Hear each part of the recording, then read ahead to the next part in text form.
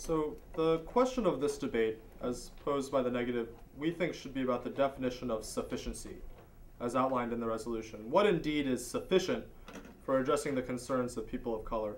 The affirmative team would have you believe that sufficiency is measured by any kind of positive change in conditions sort of tangentially related to communities of color. They will claim that a decrease in poverty rates from 25% to 24% or something like that proves that the Occupy movement can sufficiently address problems.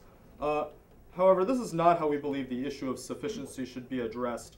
This model of sufficiency is one that relegates the unique problems of marginalized communities in the status quo to another in a laundry list of minor problems, none of which merit special attention. Instead, the issue of sufficiency should be a mode of politics that has the tools to eradicate the ideological problems and the structural problems facing communities of color specifically. We will forward two arguments why the Occupy movement is insufficient to address the problems faced by people of color. The first main argument is colorblindness. A historical trend among white political movements is the tendency to attempt to accept minority participation into their group, but to disallow any special concern for their needs in the name of solidarity or pragmatism, etc. Joel Olson, a professor of politics at Northern Arizona University, defines this problem in the context of the Occupy movement. He writes, "Left colorblindness is the belief that race is a divisive issue among the 99%, so we should instead focus on problems that everyone shares. According to this argument, the movement is for everyone, and people of color should join it rather than attack it. Left colorblindness claims to be inclusive, but it is actually just another way to keep white interests at the forefront. It tells people of color to join our struggle, but warns them not to bring their special concerns into it. It enables white people to decide which issues are for the 99% and which ones are too narrow. It's another way for whites to expect and insist on favored treatment, even in a democratic movement." There are a few major implications for this colorblindness.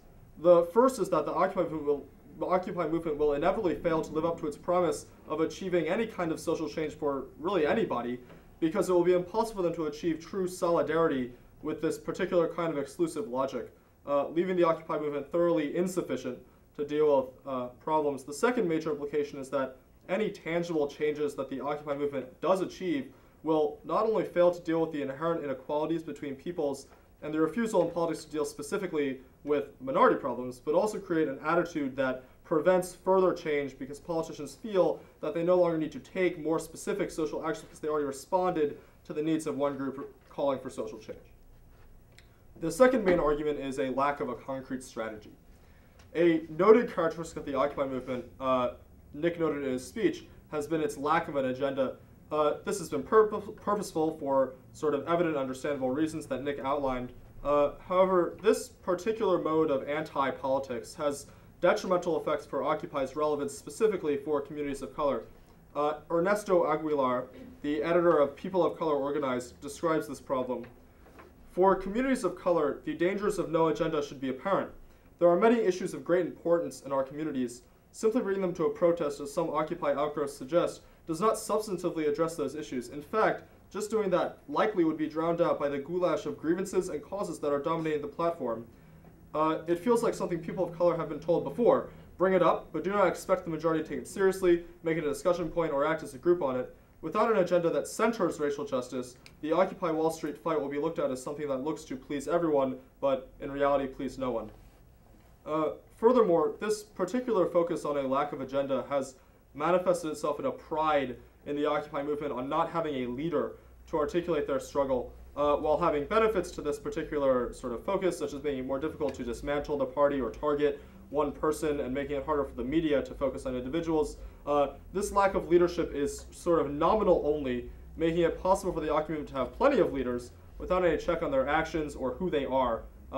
Aguilar continues, "It is naive to think the rest of the world around us is in such denial when a reportedly leaderless group defers in various ways to individuals who clearly have leading roles but are not accountable or chosen formally to do so.